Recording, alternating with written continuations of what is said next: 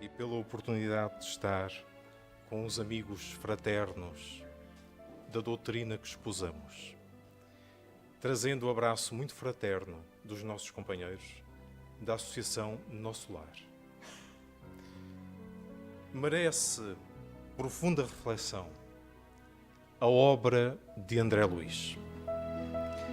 A coleção que nos aborda a vida no mundo espiritual tem sido objeto, nos últimos 60 anos, de profundo estudo por parte não só dos espíritas, mas também do mundo académico.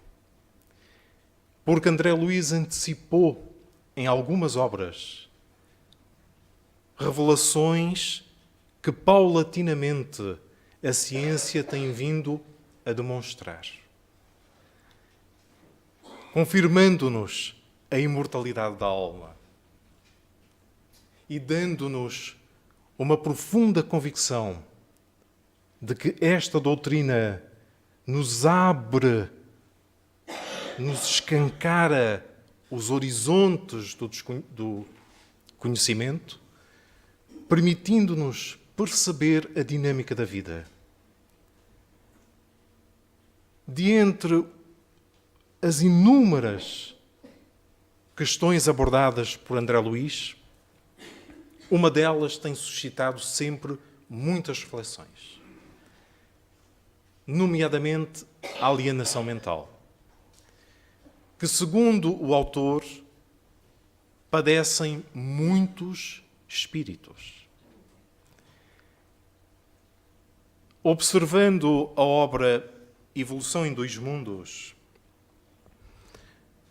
nós nos vamos deter no encontro de hoje apenas em 3 capítulos, para procurarmos algumas informações, alguns detalhes, algumas angulações que ele nos dá para abordarmos o tema. Estes slides eu encontrei-os numa associação de brasileiros, mas que está sitiada em Miami. São brasileiros que ali vivem e que se organizaram formando uma associação, KSSF, que é a sigla, e que tem slides muito interessantes, penso eu. Eu apanhei-os, porque eles estão disponíveis na net, fiz algumas mudanças de acordo com as minhas reflexões para apresentar aqui. Digo isto por uma questão de honestidade para com o site, naturalmente. André Luiz introduz o tema e diz-nos isto: para que o espírito possa cumprir a programação que lhe está reservada no mundo físico e que vai impulsionar a sua evolução, é necessário que a correlação alma-corpo se dê em harmonia. Isto é natural. Para que haja uma vida em abundância, a relação entre o espírito e o corpo deverá ser de extraordinária harmonia, de tranquilidade, para que a vida resulte nas mais diversas bênçãos. E no site, curiosamente, eles colocaram esta imagem, que eu não sei se o autor conhece, mas é uma figura incomparável. Foi talvez a maior violoncelista do início do século XX. Curiosamente portuguesa. Facto que muita gente desconhece. Embora filha de um italiano, radicado no país, que veio para aqui no final do século XIX. Casou-se e teve 2 filhas. Dentre essas filhas nasceu Guilhermina Suchia. E Guilhermina Suchia despertou a atenção da família muito precocemente pelo interesse pela música, nomeadamente por este instrumento.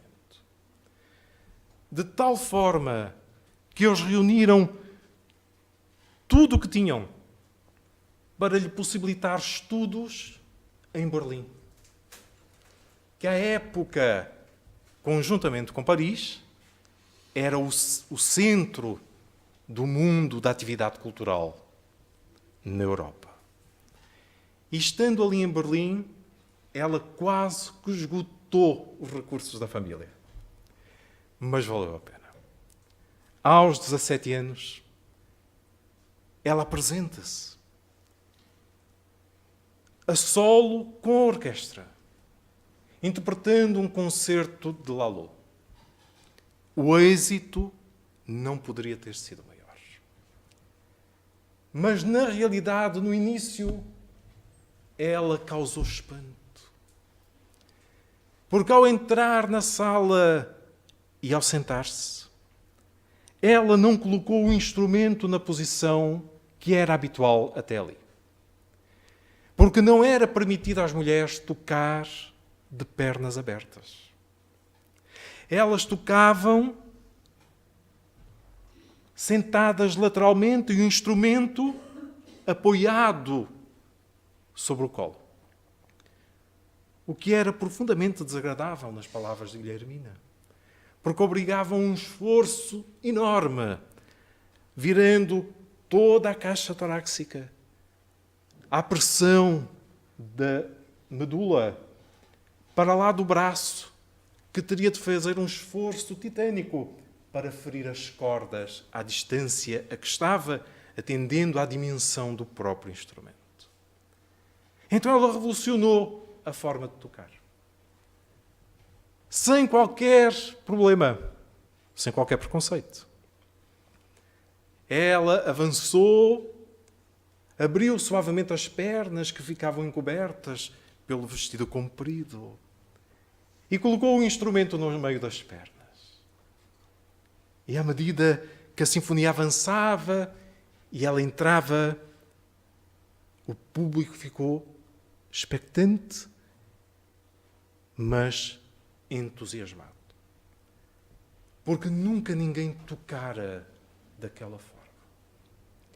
A harmonia entre o instrumentista e o instrumento era tão extraordinário que anos mais tarde, quando ela se apresenta pela primeira vez em Londres,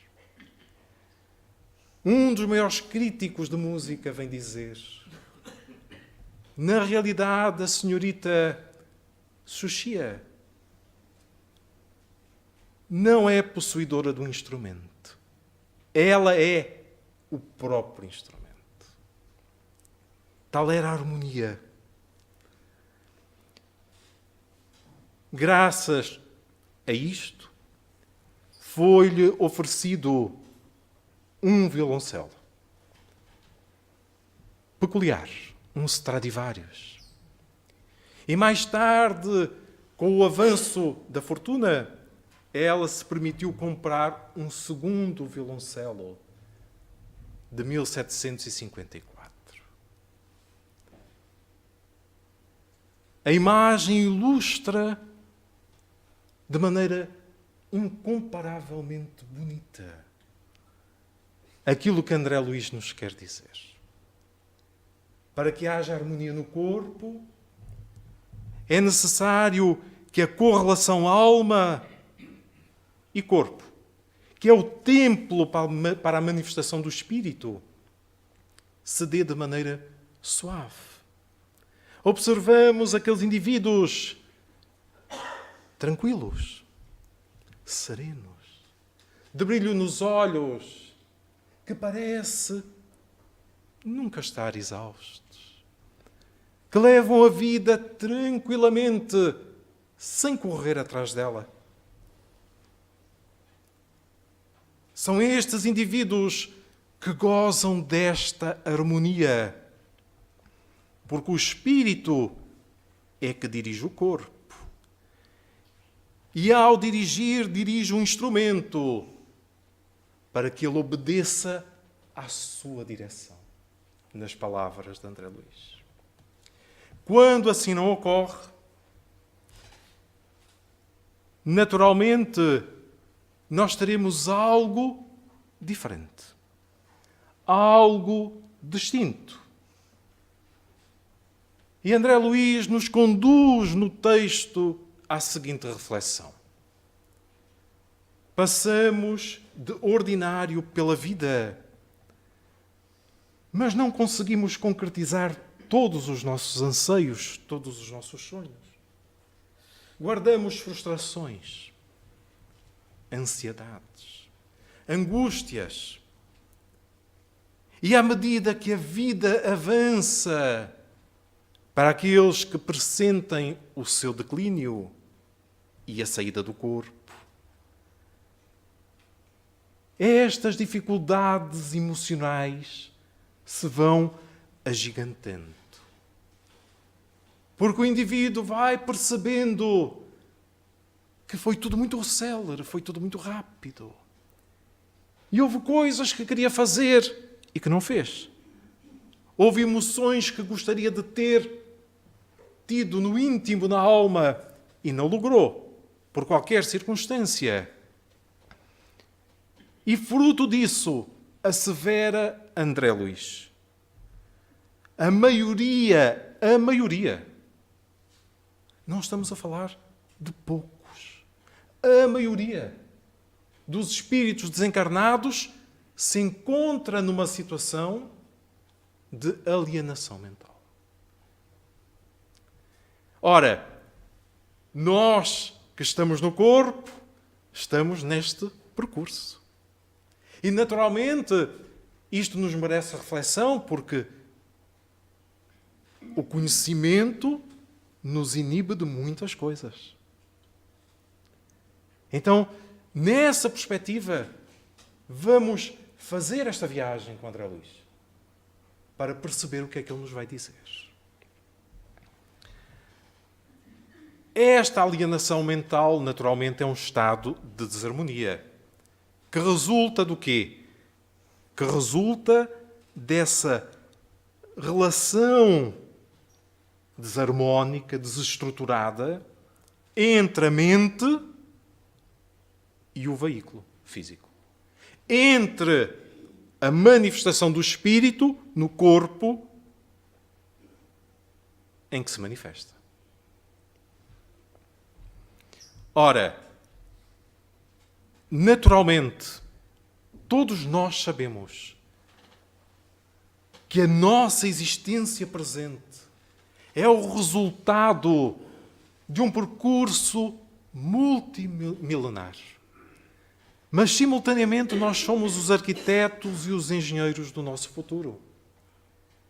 E se queremos estar em harmonia no futuro, cumpre-nos educar alguma coisa hoje em prol disso mesmo. Então urge que educar o comportamento, para que cada um possa semear, já que a colheita é obrigatória. Então, o André Luiz, como sempre em todas as obras, e nomeadamente nesta obra, à falta de terminologia, de termos próprios, usa sempre de analogias, de exemplos concretos, para nós conseguirmos compreender aquilo que ele nos quer dizer. E para nós compreendermos esta desarmonia que conduz à alienação mental, ele vai usar de um exemplo simples, para nós podermos alcançar aquilo que ele nos quer dizer. Ora, coloca uma questão. Como se explica a insensibilidade provocada nas partes do corpo ligadas a nervos situados abaixo do corte ocorrido numa medula? Por exemplo, imaginemos que alguém teve um acidente, sofreu uma queda E ao sofrer essa queda, há uma fratura numa determinada região da coluna vertebral. Todos nós sabemos que isto, ao ocorrer e ao ver aquela lesão, o indivíduo dali para baixo fica paralisado. Fica lesionado. Aquelas áreas ficam sem possibilidade de atuação. Porquê? Porque o sistema nervoso sofreu ali um corte. Há uma área da medula que teve uma fração, uma quebra. Ao sofrer aquela quebra, o sistema nervoso fica inoperante. O indivíduo quer mexer uma perna, mas não o logra. Não consegue. Ora, isto é fácil de nós percebermos. Isto é senso comum. Todos nós entendemos isto. Mas o André Luís vem explicar isto para, a partir daqui, por analogia, explicar uma coisa que para nós é que é interessante. Quando algum de nós, como eu disse há pouco, tem um problema de natureza emocional que não resolveu, uma angústia, uma dor, há uma área no cérebro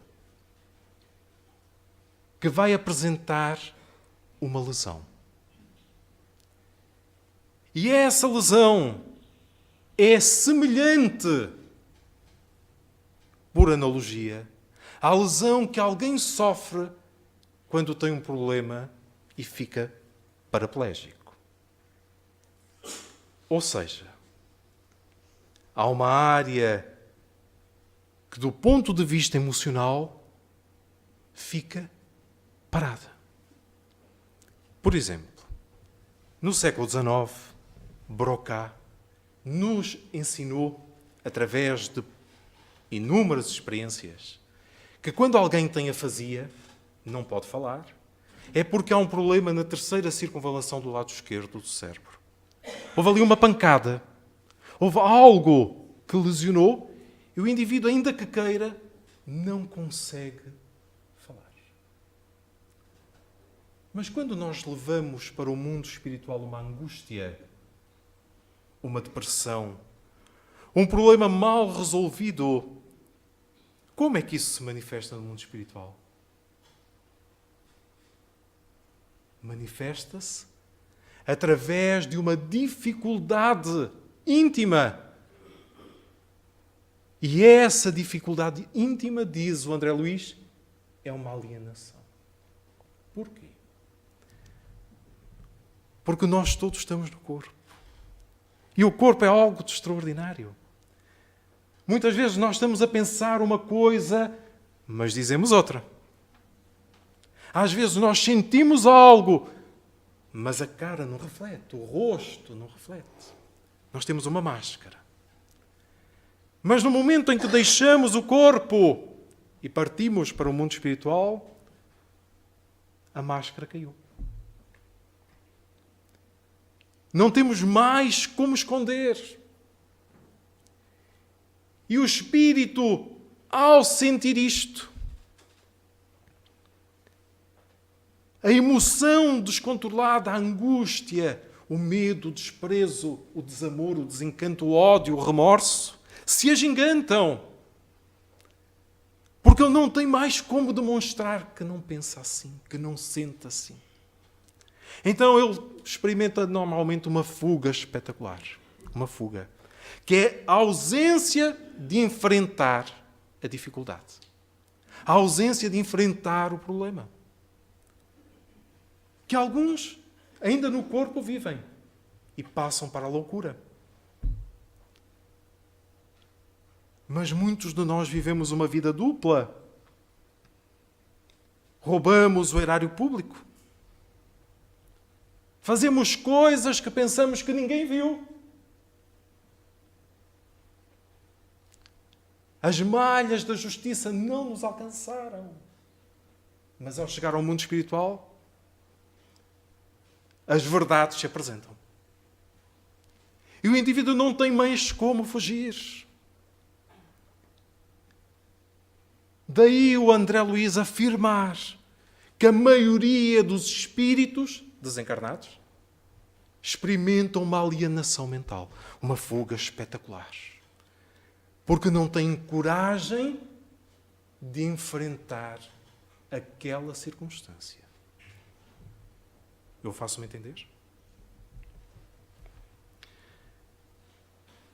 Compreendendo-se, diz o André Luiz, que a integração mente-corpo é cada vez mais importante, à medida que se dilatam os valores da encefalização, reconheceremos que a integração cortical é sempre mais expressiva, quão mais amplo se faz o desenvolvimento do sistema nervoso. Linguagem complicada para dizer algo muito simples. Ao longo dos séculos, nomeadamente no século XIX, no século XX e agora neste início do século XXI, nós assistimos a um interesse crescente sobre o cérebro. Nós queremos conhecer o cérebro. O mundo científico está hoje a mapear a nossa casa cerebral. É um projeto científico com mais de 80 cientistas espalhados pelo mundo. Porque nós começamos a compreender que o cérebro é fulcral na nossa existência. Já catalogamos mais de 60 hormonas responsáveis pelos nossos estados de humor, pela nossa alegria, ou por uma tendência para a depressão. E à medida que nós vamos conhecendo o cérebro, nós vamos percebendo que este mundo de células nervosas parece não ter fim. Nos anos 50, achava-se que o cérebro teria qualquer coisa como 100 mil neurónios. E nós chegámos ao ano de 2010, quando os cientistas disseram pela primeira vez que provavelmente, em média, o nosso cérebro tem 86 mil milhões de células nervosas. É um mundo. É um mundo. Então, à medida que nós começamos a compreender a forma como a caixa craniana tem vindo a evoluir ao longo dos séculos, nós também vamos percebendo a forma como o próprio homem vai encarando a vida. Ora, à medida que nós temos capacidade de ir utilizando as potências cerebrais, nós vamos fazendo uma integração maior com a vida espiritual. Porque o sistema nervoso nos permite a ponte entre a vida física e a vida extrasensória. Quanto mais evoluído é um espírito, mais denso, mais cheio de reações neuroquímicas é o seu cérebro. Nós olhamos há pouco Guilhermina Suchia. E nós poderemos dizer, muita gente pode aprender a tocar violoncelo. E muita gente no mundo aprende a tocar violoncelo. Mas quando nós começamos a pensar, mas quais são aqueles que são os extraordinários? Quais são aqueles que fazem algo que mais ninguém faz? Este número começa a diminuir drasticamente. Para nós chegarmos a 2, 3. É como as Olimpíadas. Vão os melhores do mundo, mas só 3 ganham medalhas. Mas vão os melhores do mundo. E são milhares. Então nós vemos a Guilhermina Suchia e nós pensamos, o seu sistema nervoso teria de ser necessariamente diferente dos demais. Para que ela tivesse a sensibilidade, a argúcia de conseguir ferir ferir as cordas e arrancar-lhe notas que são distintas. E isso é que faz a diferença. Nós olhamos um pintor de quadros famosos e pensamos, mas como é que este homem pôde pintar isto desta forma? Este homem, esta mulher. Como conseguiu? E nós hoje dizemos, naturalmente ele teria de ter uma inteligência emocional muito elevada. Então o seu sistema nervoso era peculiar. Os médiuns, para que as relações do mundo extrasensório com o mundo físico possam ocorrer, tem que haver uma extraordinária sensibilidade deste sistema nervoso que funciona por impulsos eletromagnéticos. Eletromagnéticos. E por isso é que ele é sensível àquilo que lhe é externo. Então, diz o André Luís, compreende-se que a integração mente-corpo é cada vez mais importante à medida que se vão dilatando os valores da encefalização. Quais são os valores da encefalização? Nós todos sabemos onde está escrita a lei de Deus. Questão 619 do Livro dos Espíritos. Quando os imortais afirmaram para Kardec, na consciência. A consciência nos permite saber o que é o bem e o que é o mal. E à medida que nós vamos aferindo isto, os valores da encefalização se vão agigantando. Porquê? Porque todo espírito que se educa coloca-se a si próprio um freio. Eu agora até ia falar mal da vizinha. Mas eu já aprendi que eu não devo fazer isto. E quando eu coloco um freio e não faço. Quando eu faço este movimento, eu estou a educar-me do ponto de vista comportamental, do ponto de vista ético, para um valor nobre, para o bem, mas em simultâneo eu estou a criar percursos neuronais na casa cerebral novos. Ao invés de eu ir por uma autoestrada, que é a porta larga, eu vou pela porta estreita. Começo a fazer quê? Opções. E quando eu começo a fazer isto, eu começo a traçar outros percursos neuronais com consequências emocionais. Porque eu passo a estar no corpo de uma forma mais equilibrada. Chegamos ao final do dia e nos alegramos. Eu hoje fiz um esforço. E apesar de eu não ainda ver aquele indivíduo muito bem, eu já não falo mal dele. É um processo educativo. Toda a gente, quando chega ao início do verão, quer educar o corpo para emagrecer e ir esbelto para a praia. Nós estamos tão preocupados com educar o corpo físico e não nos quedamos a pensar na importância de educarmos-nos emocionalmente. Porque isto é um exemplo comezinho. Mas na nossa vida de relação, na nossa vida em casa, nós temos as maiores lutas emocionais. É onde estão as nossas maiores frustrações e, por vezes, as nossas maiores alegrias também.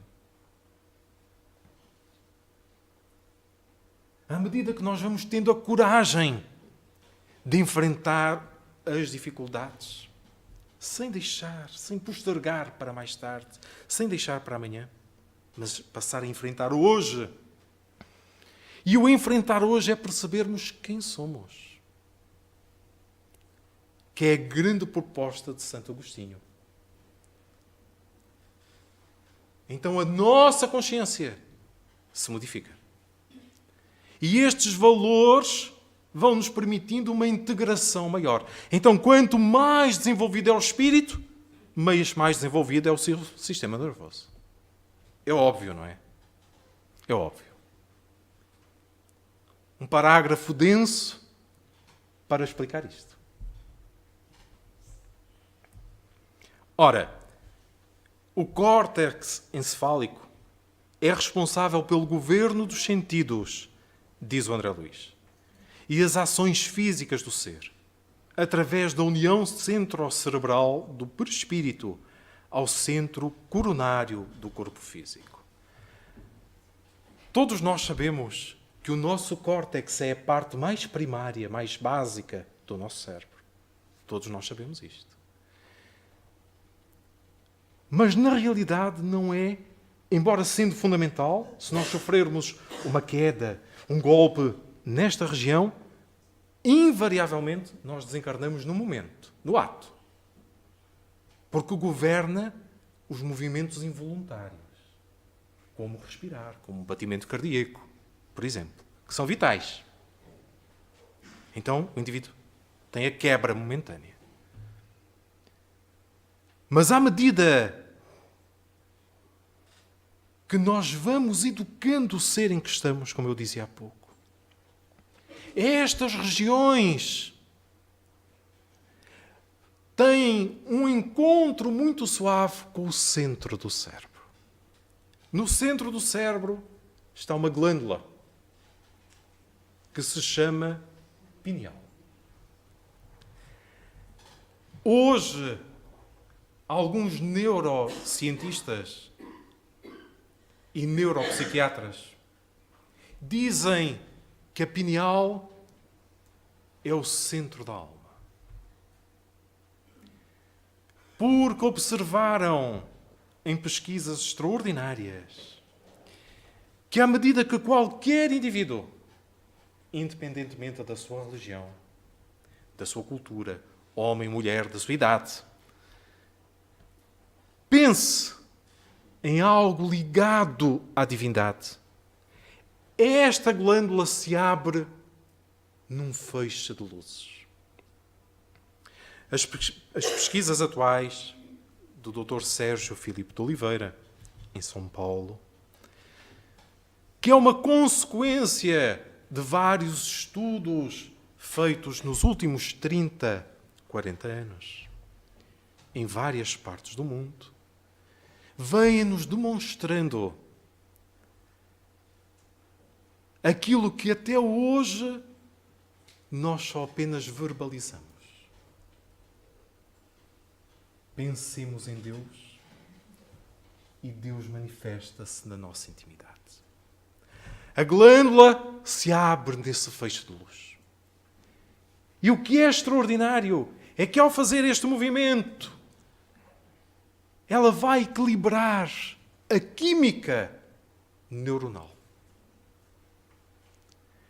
Indivíduos que apresentam alterações da serotonina, da noradrenalina, diminuem e vêm para patamares equilibrados.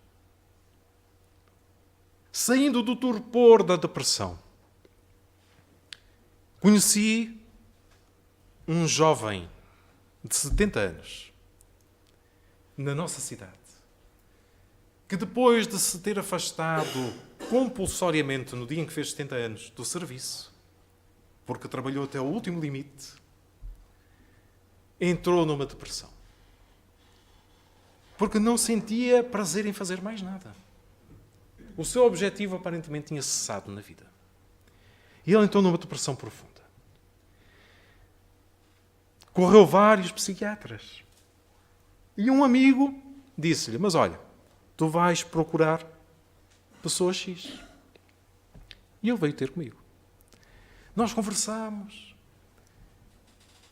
E depois de uma conversa eu procurei saber, mas o que é que lhe interessa?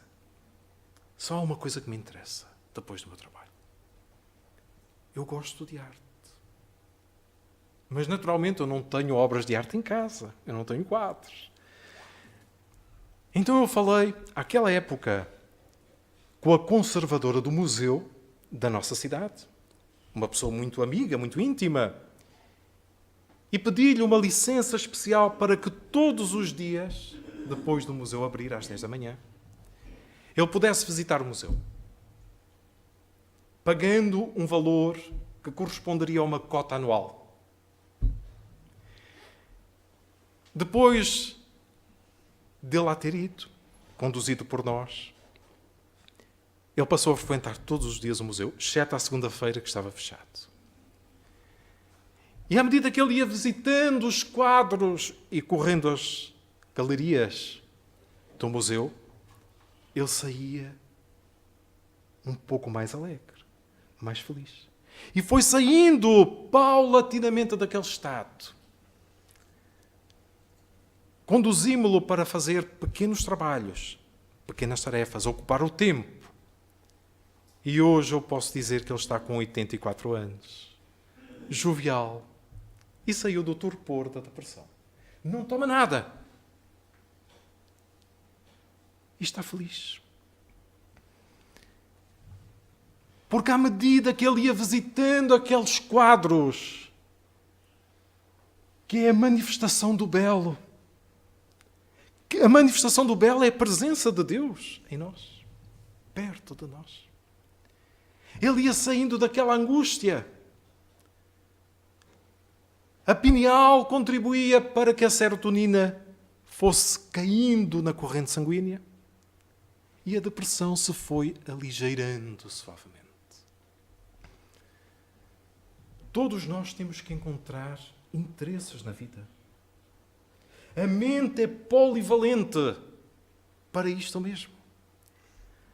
É natural que nos interessemos pelas nossas profissões. É compreensível. Mas não basta isto. Eu conheço muitos indivíduos que são extraordinários profissionais. Extraordinários. Mas só têm um objetivo. Ganhar dinheiro. Ganhar muito dinheiro. Quando nós vamos falar de um filme, de um livro, de qualquer coisa, não falam. Não falam porque eles não têm mais interesses. E a mente é polivalente para nós termos interesses. Eu tenho a minha profissão, naturalmente, como toda a gente, e trabalho muito, como é óbvio. Nunca parei de estudar. Mesmo depois de fazer a licenciatura, mais tarde o mestrado, e continuar. E, no entanto, eu gosto de música. E sempre tive a ambição de escrever crítica de música. Então eu estudei para escrever crítica de música. E hoje eu escrevo. Infelizmente, em Portugal, nós temos um mundo cultural tão paupérrimo que não dá quase para escrever. Então eu desloco-me. Vou para fora e escrevo para as revistas estrangeiras. Estive em Londres a semana passada, no início da temporada de ópera, para ver a Norma e escrever a crítica. Parto amanhã de manhã para Berlim, para ver também ali o início da temporada de Fidelio, de Beethoven. Porque nós temos de ter interesses. Porque nós temos que cultivar interesses. E, no entanto, nas viagens de avião, lemos André Luís, Manuel Filomeno Miranda, para estudarmos as obras e visitá-las tantas vezes quanto for possível. E por mais incrível, mesmo relento, nós sempre vamos descobrir coisas que nos tinham escapado. Sempre. Tal é a argúcia e a fundamentação dos espíritos. Então, esta união do centro cerebral do perispírito ao centro coronário do corpo físico se estabelece assim. Se estabelece quando nós entramos no caminho da compaixão. Quando nós entramos no caminho da renúncia, do amor, da fraternidade. Porque isto tem uma consequência neuroquímica. E, por extensão, na nossa vida. Por meio de ligações energéticas com a consciência, resultam então as manifestações do espírito, governando os sentidos, os automatismos e as sensações. Naturalmente. À medida que nós fazemos este percurso, a nossa consciência se vai dilatando. A nossa compreensão das leis é maior. E essa compreensão ajuda-nos a fazer opções felizes. O conhecimento vai gotejando na casa do livre-arbítrio, devagarinho, gota a gota. E nós passamos a saber aquilo que nos convém. É isso que é ligações energéticas com a consciência. Porque estes percursos que nós passamos a inaugurar na casa cerebral, fruto da educação, quando colocamos freio às nossas más tendências, às nossas inclinações, educando, faz com que haja percursos novos. São as ligações energéticas. E essas ligações energéticas naturalmente têm espaço de reflexão na nossa consciência. Então isto passa a governar a nossa vida. É natural que passemos a ver a vida de outra forma e os outros de outra forma.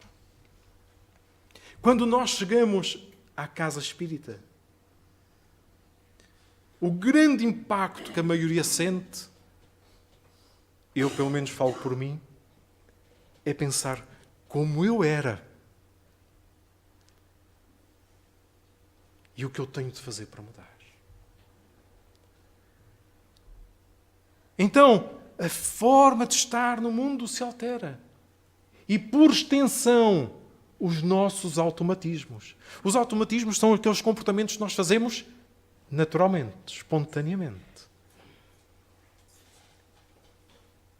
Quando o indivíduo ia pensar falar mal do vizinho, mas já não o fez, está a criar um automatismo novo.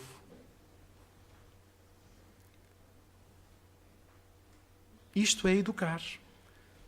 Todos nós recordamos a célebre frase de Emmanuel para o Chico Xavier.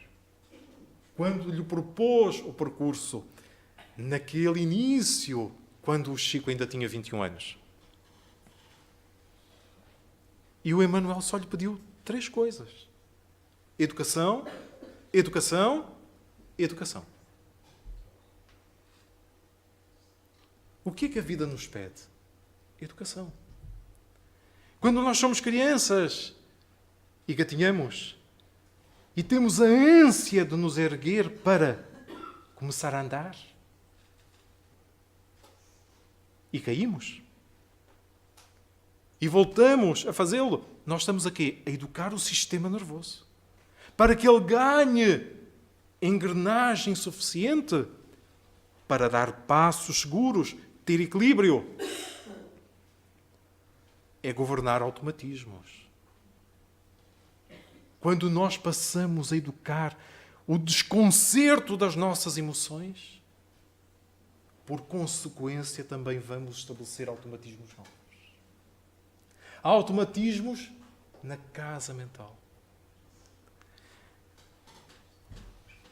Através dos atos, dos pensamentos e dos sentimentos que pratica, diz o André Luís, o espírito define os resultados dessas manifestações, refletidas naturalmente no quê? Na saúde ou na enfermidade do corpo físico. A ânsia de muita gente é estar no corpo de forma saudável. Ninguém quer ter doenças, naturalmente. Ninguém quer. Porque nós poderemos ter tudo. Mas se aparece uma doença, já não temos nada. Ficamos limitados na nossa esfera de atuação. Mas como construtores do nosso futuro, do nosso amanhã, nós não desejamos naturalmente incorrer no risco de entrar na alienação mental de que nos fala o André Luís, já que a maioria dos espíritos passa por este processo. Então urge fazer algo agora, neste momento, enquanto ainda temos oportunidade. Se a criatura encarnada pode cair em amnésia ou afasia, pela oclusão dos núcleos da memória ou da fala, sem desequilíbrio da inteligência, naturalmente, a criatura desencarnada, o espírito que partiu, pode arrojar-se a frustrações semelhantes, sem a perturbação do pensamento, enquanto se mantenha a distonia. Quando alguém tem um problema na terceira circunvalação do lóbulo esquerdo, nós dizemos é uma afasia. Não fala.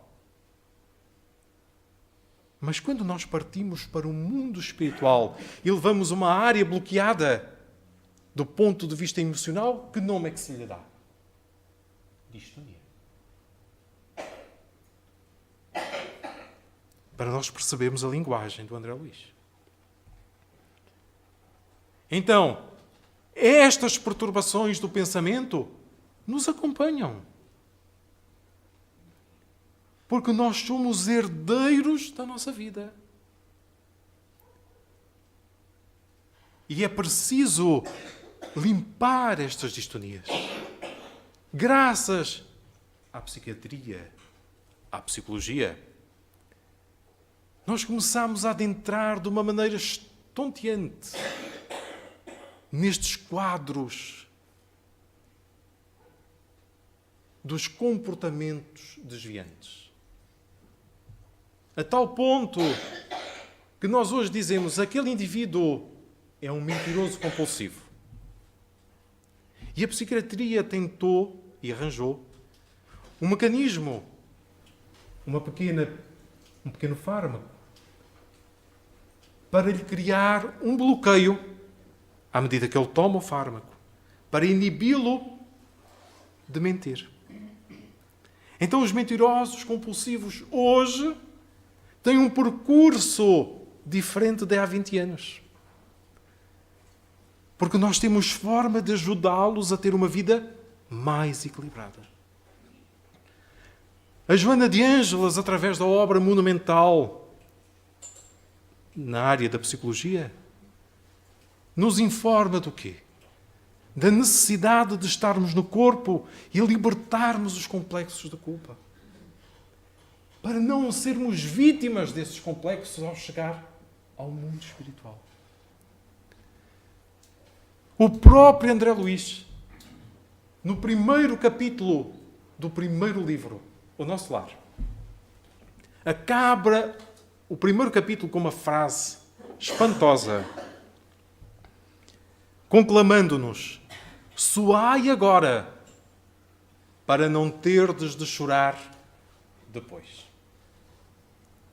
Soai agora. Mas nós temos medo. Nós temos medo de enfrentar o marido difícil, a esposa imatura, insensata. Nós temos dificuldade em conviver com o filho que tem vícios ou que tem um comportamento que nós não estamos a conseguir dulcificar. E ao invés de irmos pela conduta do amor, vamos pela agressão e a dor. É aquilo que na linguagem do Evangelho é o homem velho. São os automatismos. Nós somos herdeiros de um passado primitivo, em que para estar no corpo era preciso o quê? Dominar. E esse automatismo é muito presente ainda hoje. De tal forma que nós queremos é dominar os outros. Nunca são eles que estão errados. Nunca somos nós que estamos errados. É sempre o outro. Ah, não sou eu que faço isto. Fulano é que faz. Mas na realidade nós temos o espelho para observarmos. E ainda assim nós vamos experimentando no corpo aquilo que o André Luís nos chama a atenção, a fuga. Então é fácil nós entendermos que entramos no mundo espiritual e isto se torna mais difícil ainda. Ora, para fecharmos o nosso encontro, normalmente, este tipo de distonias resulta dos indivíduos desenvolverem uma única ideia. Aquilo que o André Luís diz, a monoideia, o monodeísmo. Isto faz com que contemplem tão somente os quadros terríficos que lhes digam respeito às culpas contraídas. Muitos espíritos se demoram nas regiões onde a sua culpa foi gerada. Nós fizemos uma agressão e essa agressão ficou inscrita no cosmos da nossa consciência. Ao chegar ao mundo espiritual, ela se agiganta, nós já não temos o corpo e passamos a conviver com ela. E do ordinário volvemos às zonas, aos locais onde elas ocorreram. Então, os espíritos passam a viver isto de uma forma muito intensa. É uma das razões que explica a problemática de que estamos a falar. Escutará exclusivamente vozes acusadoras que lhe testemunhem os compromissos. O Paulo nos fala da nuvem de testemunhas que nos acompanha. Às vezes nós fazemos algo ali, pensamos que ninguém viu, mas uma multidão de olhos invisíveis testemunham. Ao chegar ao mundo espiritual, eles estão ao nosso lado. São naturalmente desafetos que nos vão apontar o dedo. Então nós escutamos as suas palavras que nos vão acabrunhando intimamente. Recordará apenas acontecimentos que se lhe refiram aos padecimentos morais. Naturalmente. Porque todas estas distonias mentais responsáveis por este estado de loucura, de alienação mental, resultam dos padecimentos morais, como eu já disse há pouco. Porque nós não tivemos a coragem de os enfrentar, a audácia. Quando surge um problema em casa, não vamos deixar que os outros resolvam. Vamos nós contribuir para a resolução. Eu conheci um casal tão engraçado. Um dia ele disse-me assim, nós estávamos em casa, os dois, sozinhos. Reparem, sozinhos. E eu mudei o meu copo de um sítio para o outro. Num compartimento da casa. A mulher entrou e perguntou, mas quem mudou este copo daqui para lá? E ele disse, não sei. E uma coisa tão simples gerou a guerra da Crimeia.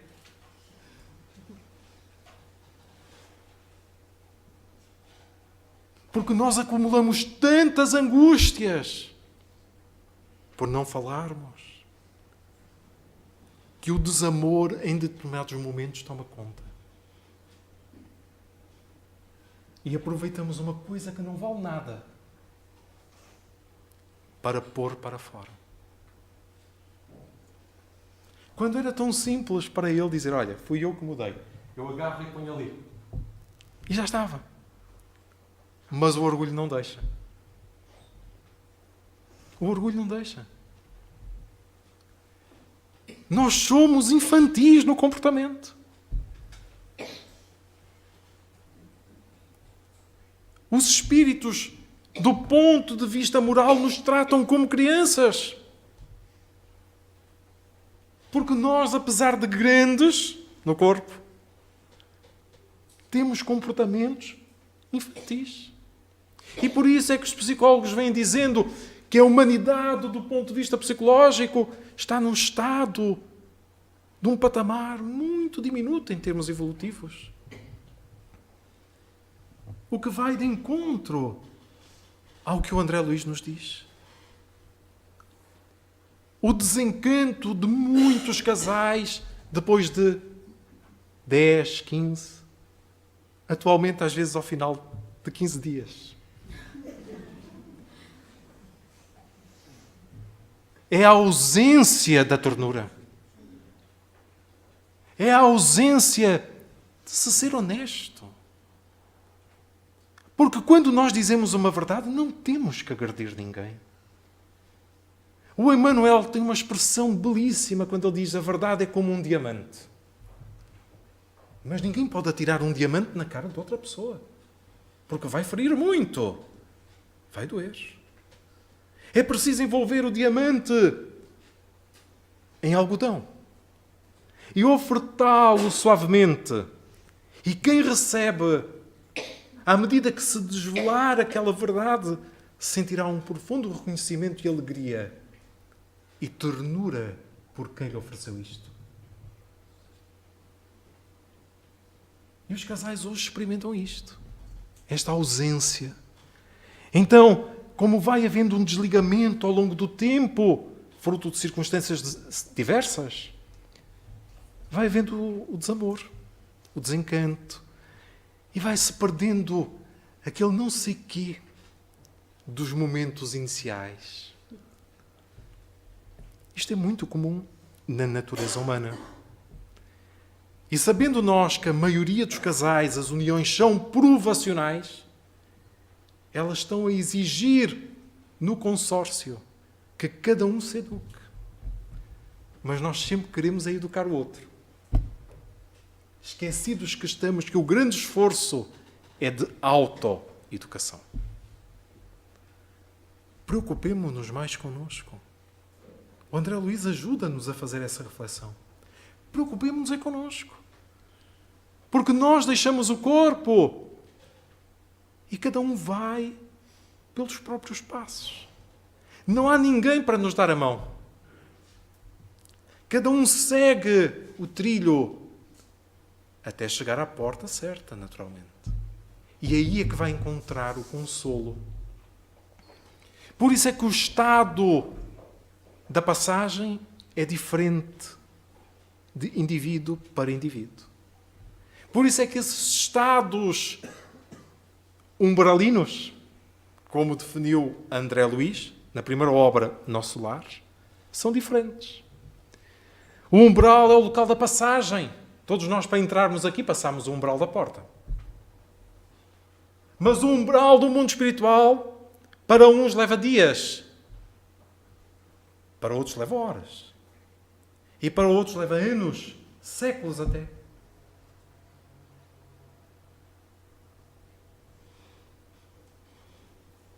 Então é preciso fazer o trabalho antes, para que essa passagem seja curta e breve. O pensamento em circuito viciado age coagulando ou materializando pesadelos. Isto é muito típico dos indivíduos orgulhosos, dos indivíduos teimosos, que acham que se deixarem o emprego, ninguém mais faz lá nada bem.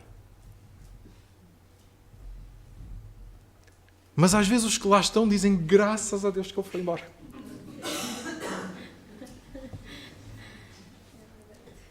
Graças a Deus. E eles continuam muito bem.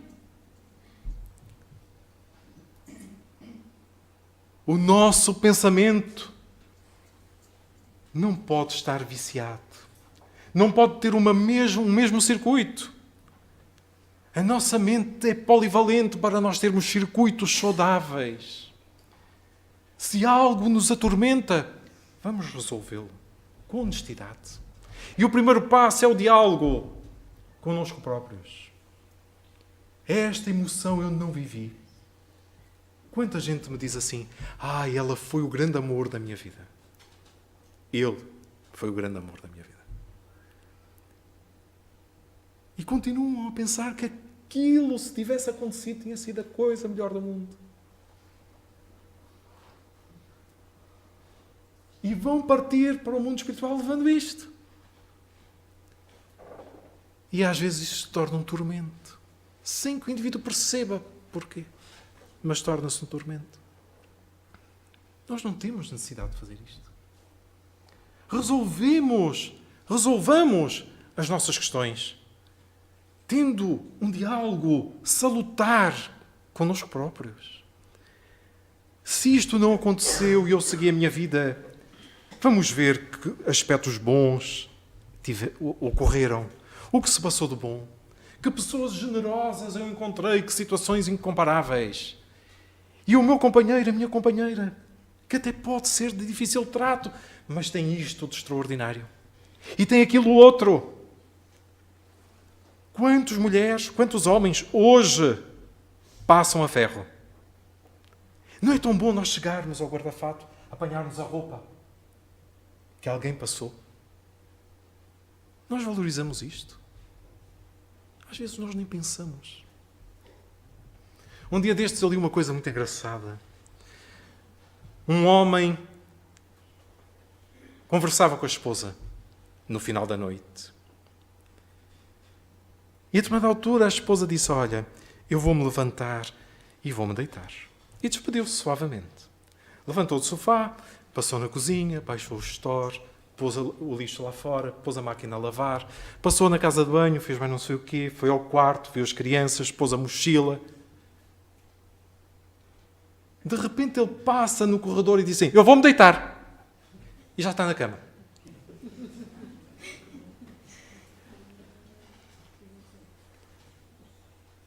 E nós não valorizamos. Coisas simples, mas nós chegamos e está feito. E alguém fez. E a nossa companheira, o nosso companheiro, não nos merecem profundo reconhecimento e gratidão por isto.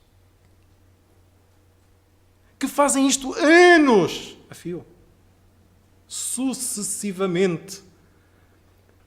Porque olhem que é preciso ter paciência. É outra coisa que a obra do André Luiz nos ensina. É que nós estamos na vida para aprender uma das lições mais extraordinárias, que é a paciência. Porque nós repetimos todos os dias muitas coisas. E para fazê-la anos a fio, nós estamos a educar a paciência de uma maneira incomparável e não nos damos conta. Então, sairmos dos circuitos viciados, que nós todos detemos, nomeadamente os homens.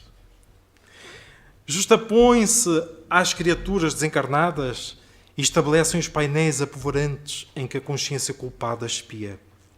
Ora, este estado de distonia emocional, de alienação mental, faz com que muitos desencarnados que pensam de determinada forma, de igual forma, se sintonizem e criam verdadeiras religiões, verdadeiras zonas, pequenas cidades, onde vegetam, espiando a consciência de culpa que trazem. Queridos amigos, o nosso objetivo não é apavorar ninguém. O nosso objetivo, como eu trago para mim próprio, é fazer uma reflexão séria. Se nós estamos na vida, o que é que a vida espera de nós? E aproveitar enquanto estamos a caminho, para que isto não nos aconteça. Então, agradecendo a oportunidade, agradecendo aos espíritos venerandos, vos desejamos muita paz.